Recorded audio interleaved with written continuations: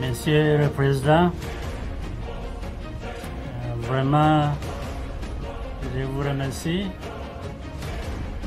for allowing me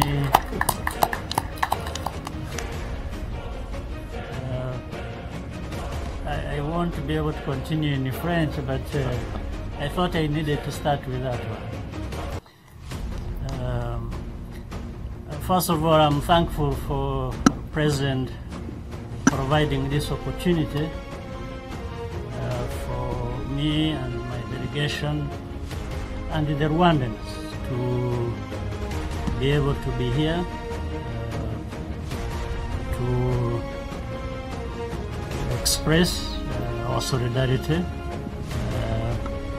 and also a sense of strong partnership that exists anyway between our two countries, but also in this context of giving you, President, and the people of DRC, and particularly of Goma, our condolences for those who lost their lives during the recent volcanic eruption, and those who also stand with those who were displaced or affected in any other way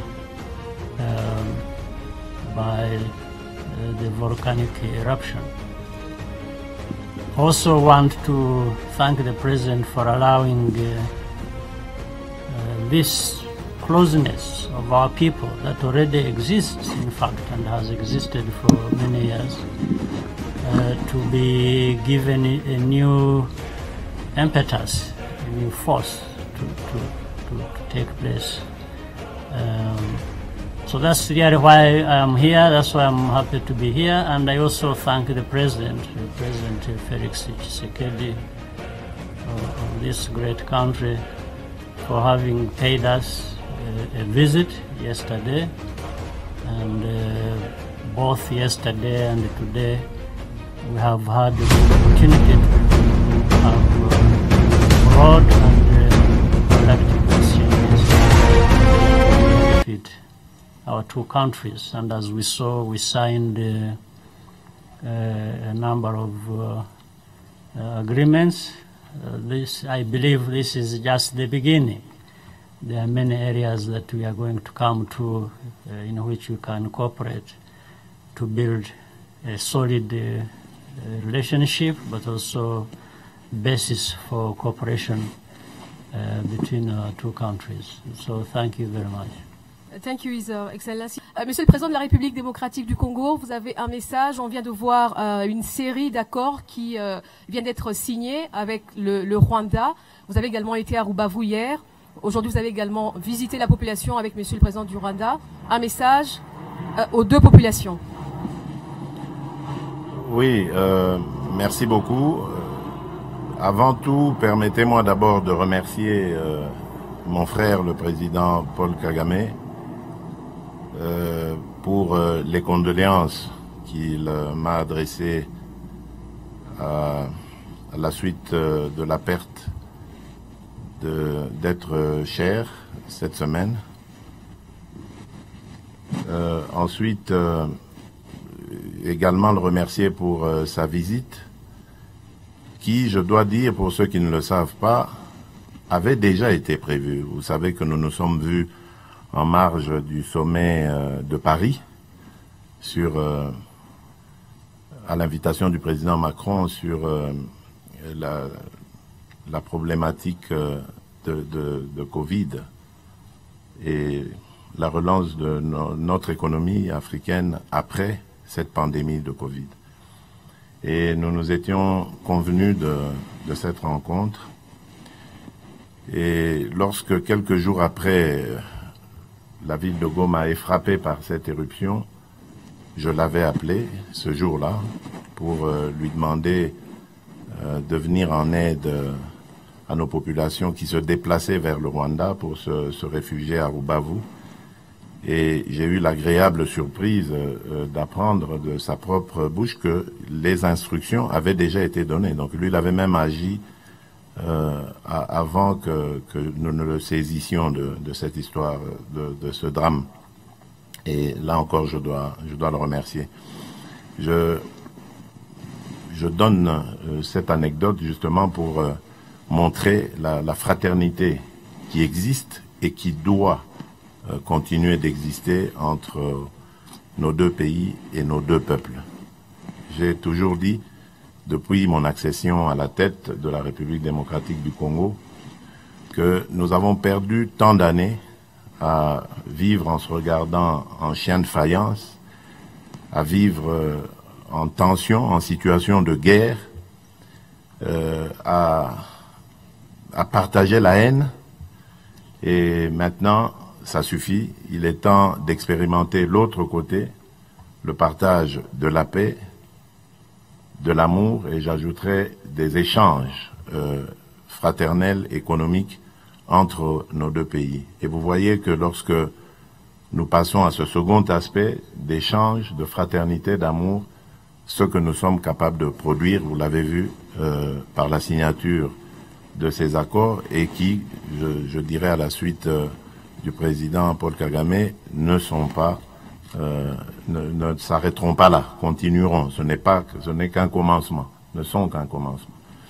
Donc moi je suis très heureux parce que ça rentre vraiment dans le cadre de ce que j'ai toujours développé et voulu développer avec nos voisins. Nous en avons 9 et ma principale priorité c'est celle-là, celle de développer des relations fraternelles avec nos voisins, parce que nous avons plus à gagner en échangeant, en réfléchissant et en regardant dans la même direction, plutôt qu'en se méfiant les uns des autres. Voilà ce que je peux dire en substance à votre question, et je vous remercie. Encore une fois, merci. Merci, Vos Excellences, pour votre disponibilité.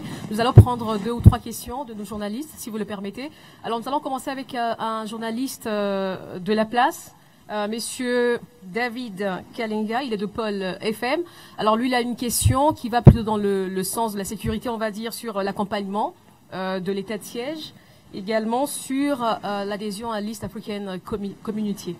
Monsieur David. Excellence, Monsieur le Président Paul Kagame, Excellence, Monsieur le Président Félix Antoine Tshisekedi, j'ai une préoccupation pour chacun d'entre vous. La première s'adresse au Président Paul Kagame. Il y a quelques jours, vous avez félicité votre homologue congolais, le Président Félix Antoine Tshisekedi, pour la décision de mettre les provinces du Nord Kivu et de l'Ituri en état de siège.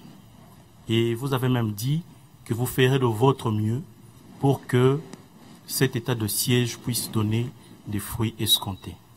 Alors, nous voulons savoir quelle sera la nature de cet appui ou de cet accompagnement que vous pouvez vous engager à donner à votre homologue, le président Félix Antoine Tshisekedi. La deuxième question s'adresse à son Excellence, Monsieur le Président Félix Antoine Tshisekedi. C'est par rapport à l'intégration de la République démocratique du Congo à l'East African Community. Vous avez dit tout à l'heure qu'avec tout ce qu'on a vécu, les guerres et les rébellions en interne, cela a immanquablement eu des conséquences sur le circuit économique congolais. Alors, les autres pays de l'East African Community sont un peu plus avancés. Qu'est-ce qui est fait en interne pour que nous ne puissions pas, nous, la République démocratique du Congo, être seulement un marché de consommation, mais être plutôt un marché qui est en concurrence avec d'autres pays de cette organisation? Merci. Président, je vous laisse commencer. Okay.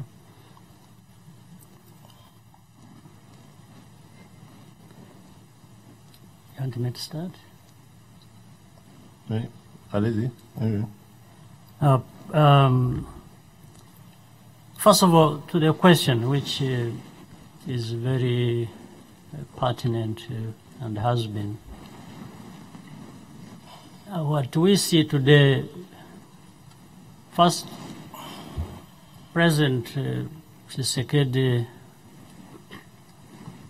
put a sense of urgency to the problem of security and instability that have been going on for many years. The sense of urgency is to be seen in, therefore, that action which he referred to of having a state of emergency in the region that has been affected not only just recently but for a long time in the past. A state of emergency really in itself is a message that this is a serious matter that has to be dealt with. And I think he did right to do that. So you're also right that it is not just about declaring a sense of emergency. It has to be followed by a number of actions that therefore are aimed at dealing with the problem itself. I will come to that. But before I do, let me say that the lack of security and peace and the instability that have characterized either this part of DRC or our own country, Rwanda, in its history and continuing to grapple with making sure that we come to create stability in our own country. And you cannot have stability in your own country if a neighboring country, a brotherly country, doesn't have stability. But both of us agree, President Tshisekedi and myself, that lack of security and peace and instability cannot be things that are going to be permanent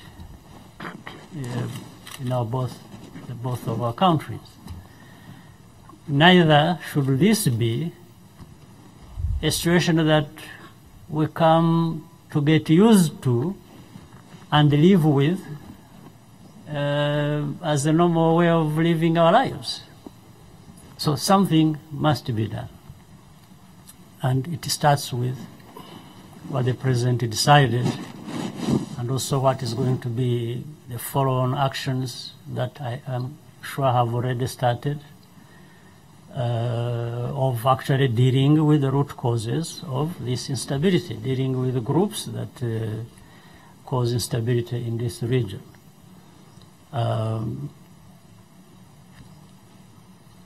And it is going to be much better if, therefore, all of us work together.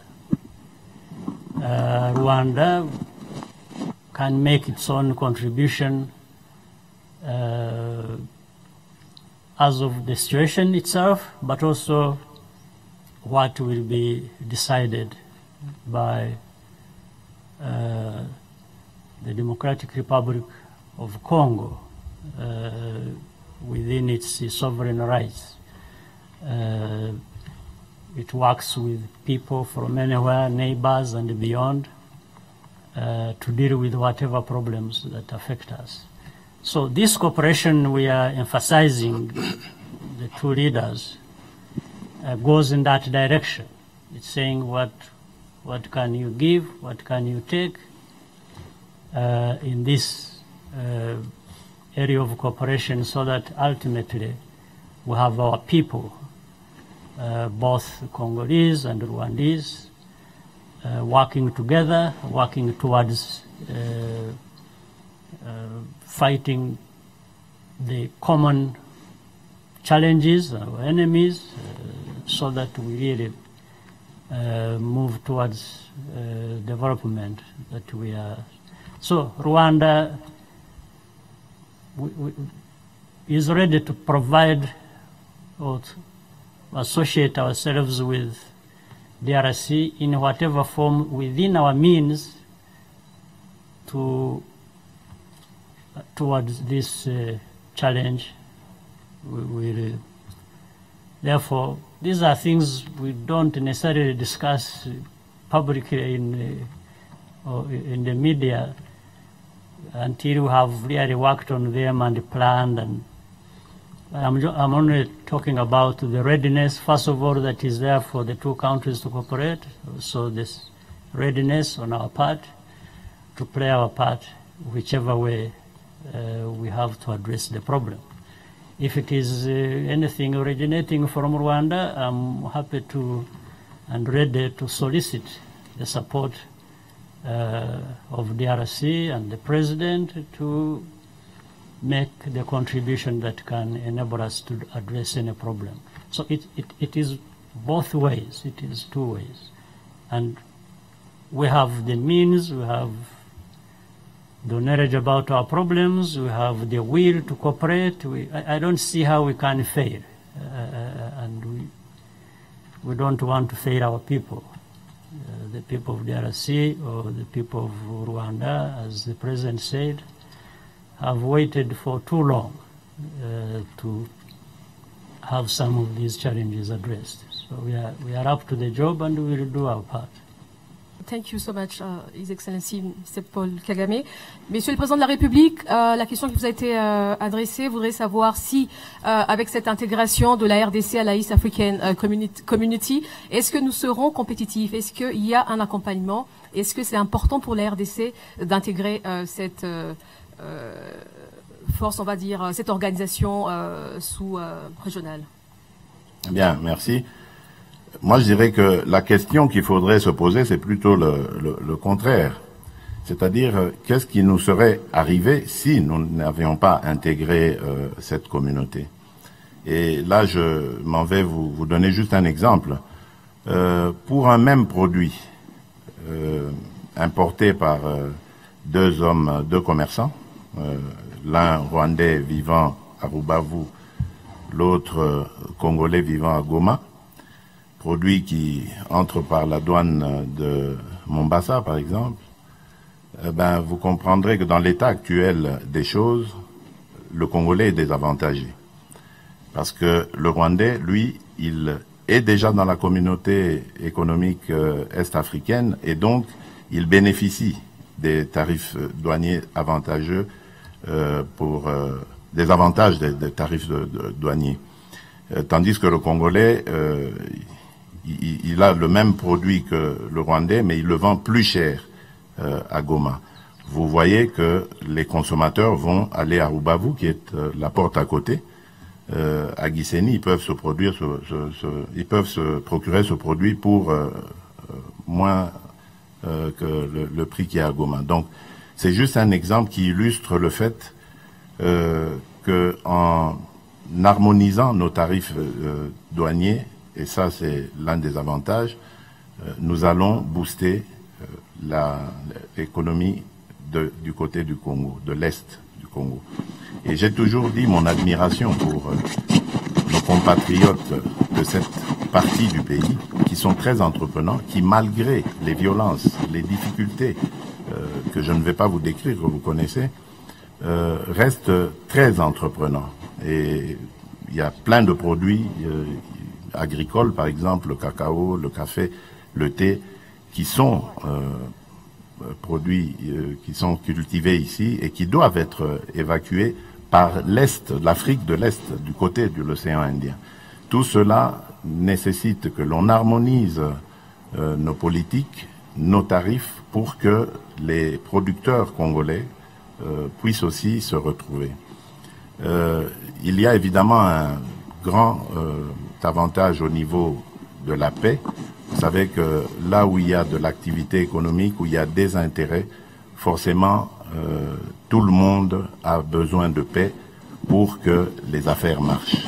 C'est aussi un des avantages que nous allons tirer de cette entrée dans la zone est-africaine, la communauté est-africaine. Et donc je dirais que il n'y a que des avantages à cela. Alors par rapport à ce que vous dites sur la préparation, mais ce n'est qu'un début. Nous venons d'entrer, nous allons maintenant passer à la partie technique des choses, donc c'est-à-dire mes homologues, les chefs d'État des pays membres de la East African Community ont accepté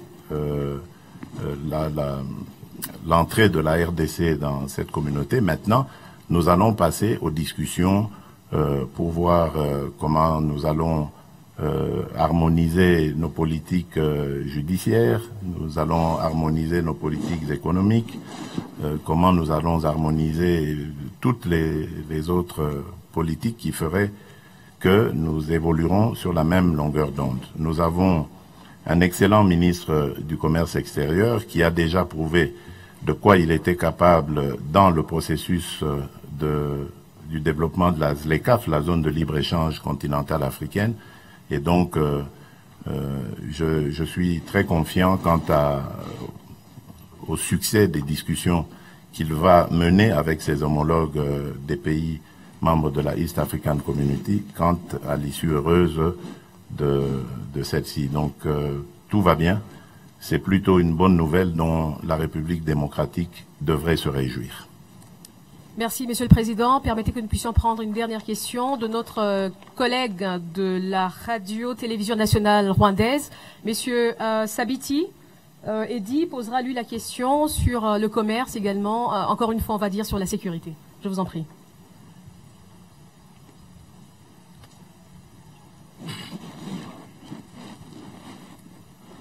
Thank you so much, Your Excellencies.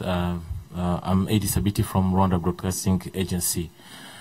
My very first question goes to President Paul Kagame, but I would like also, if possible, President Tshisekedi can also comment on that question. Now, there has been informal and formal cross-border trades between both countries, Rwanda and Congo. But today, some traders, as well as ordinary citizens, are complaining about the existence of obstacles or hindrances, about the existence of non-tariff barriers. Now, do you, during your conversation, had time to discuss on how to cope with issues and how you can cope with these issues in the interests of both the population on both sides, Congo and Rwanda? Now, the other question is related to security matters. Unfortunately, when it comes to Congo and Rwanda, over the last couple of decades, everything surrounds on security issues. And I would like President Tshisekedi to respond. Monsieur le Président, vous avez parlé, on a parlé de l'état d'urgence et surtout avec la nomination des gouverneurs militaires dans le Nord Kivu.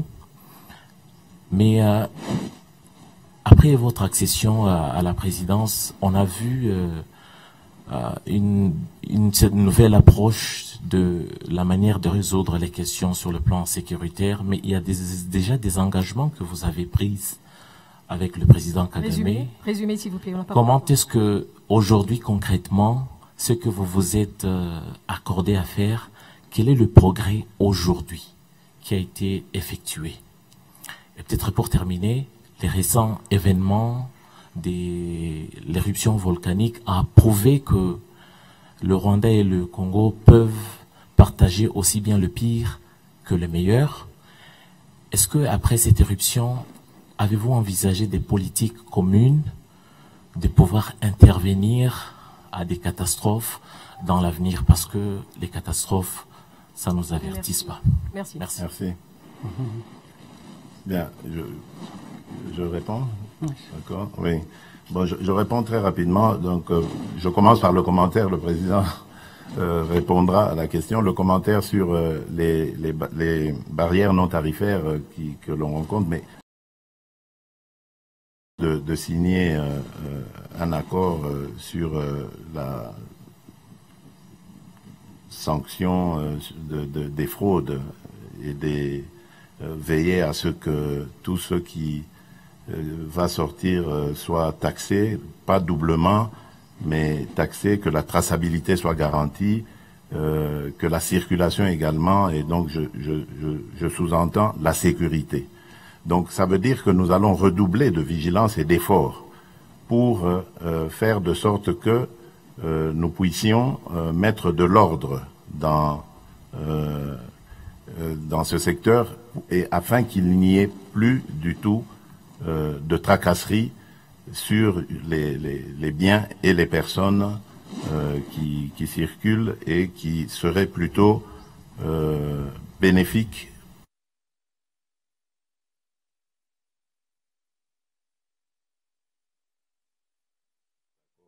signé aujourd'hui, de travailler de concert pour désormais barrer la route à toutes ces fraudes qui causent des évasions de moyens, de capitaux qui devraient normalement bénéficier à nos pays. Donc, je laisserai le président revenir sur cette question plus tard, et j'embraye donc sur votre question sur l'état de siège pour dire que l'état de siège était un constat, pas de notre collaboration avec le Rwanda, mais un constat interne, pour dire qu'à un moment donné, il fallait s'arrêter et se poser la question de savoir pourquoi la violence continue, malgré les moyens qu'on met, malgré les décisions qu'on prend. Et donc, après ce constat, on a décidé de décréter l'état de siège, qui va nous permettre, vous l'avez dit, d'avoir un administrateur, des administrateurs militaires en Ituri et dans le Nord Kivu, comme gouverneur. Et notre loi précise que le gouverneur, c'est le représentant direct et personnel du chef de l'État à la tête des provinces qu'il dirige. Et donc ça fait que le chef de l'État va avoir un suivi en temps réel de ce qui se passe. Non pas qu'il n'a pas confiance dans les autorités qui le faisaient avant, ça n'a rien à voir, mais vous savez que lorsque on militarise, j'allais dire, une administration, ça veut dire qu'on a radicalisé quelque part sa gestion. Et là, on avait vraiment besoin d'une radicalisation, parce que le phénomène qui se passe chez nous est très complexe. Il y a à la fois des responsabilités dans notre armée, malheureusement. Il y a des responsabilités dans nos communautés, donc par rapport à cette violence. Il y a des responsabilités aussi par rapport aux pays voisins, des incursions.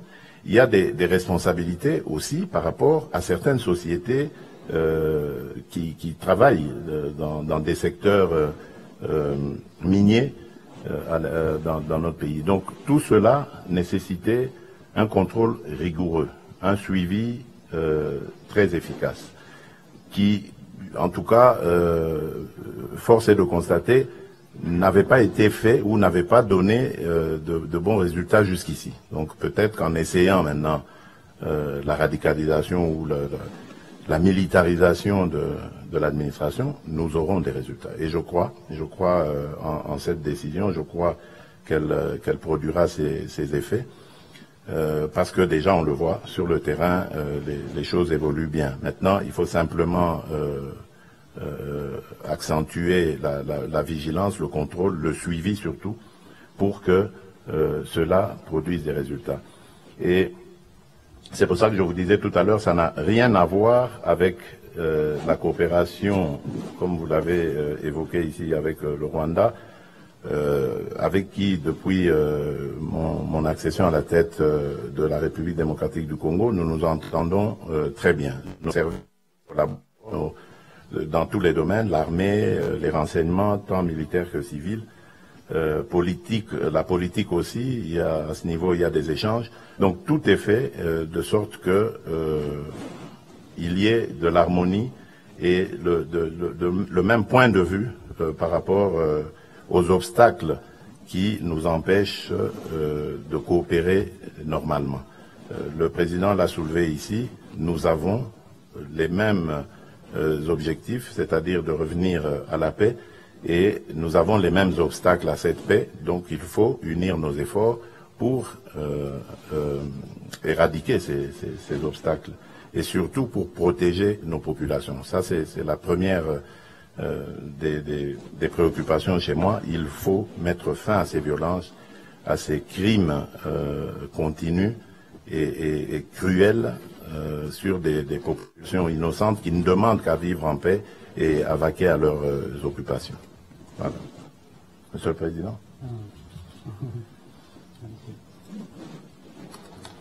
Thank you, President. And let me just take off from where you ended. It's not enough just for having or to have good leaders. President Tshisekedi and myself ready to do our part and lead our countries in the right direction. That happens also on the basis of our own people. I think the ordinary people, the people of DRC or Rwanda, should never look at themselves as just bystanders who are affected by one thing or another and they follow. No, they are actually participants. And as we speak today, I hope the people of Rwanda and the people of DRC are also listening and trying to identify their role in making sure that moving in this direction that is meaningful to them actually happens by being good participants. I mean, so that quickly leads me to the question that was directly put to me, which was about non-tariff barriers and so on and so forth. Well, I started by saying, or talking about the formal, informal sector. What we want to see and what we would wish to see is increasing, expanding formal sector.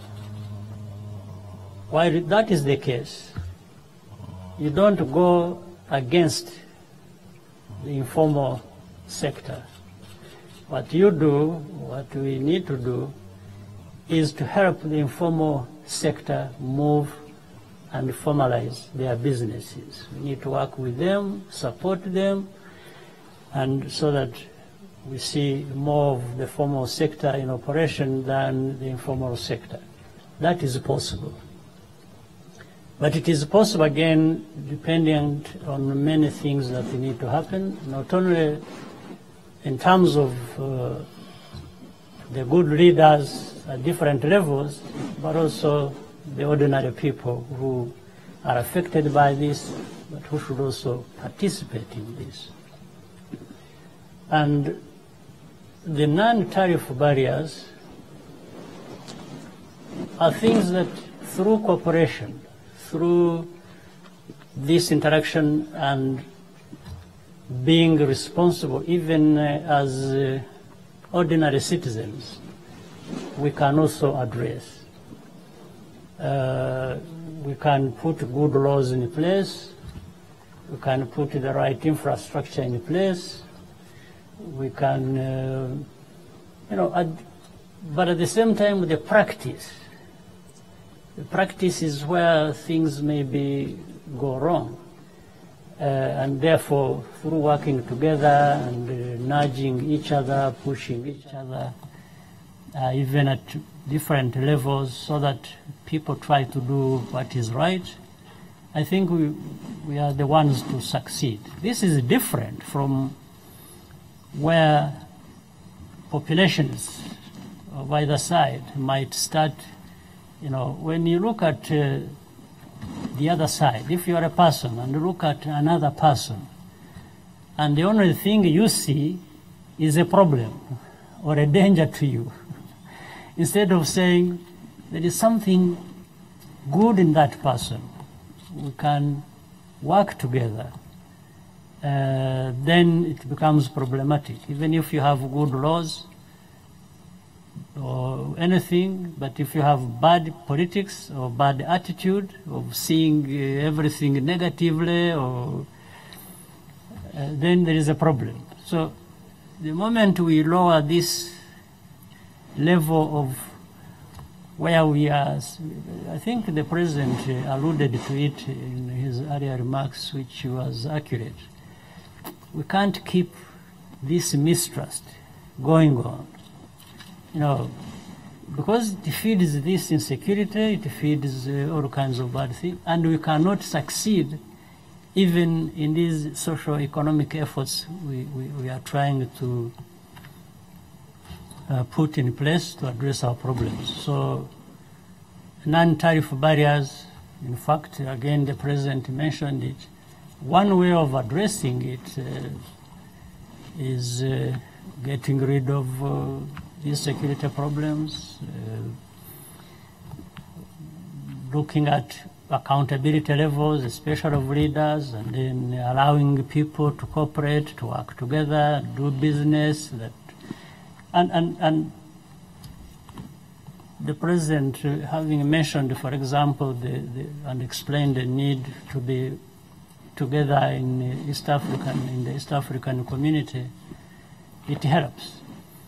Why should indeed a trader in Igoma, you know, find it very expensive or very difficult to access certain things that are accessed in the neighboring country because they are a member of an organization and the DRC is not? I mean, it's really, in itself, doesn't bear logic. So these are things we need to address holistically. There are many things and different layers through which we have to. But once there is good politics, everything will happen. Politics of caring for each other, of trusting each other. And where there are wrong things, then we get together and address them and say, no, this is not good for anyone. It's not good for me. It's not good for you. What is the cause? Who are the ones responsible? Then we fix that.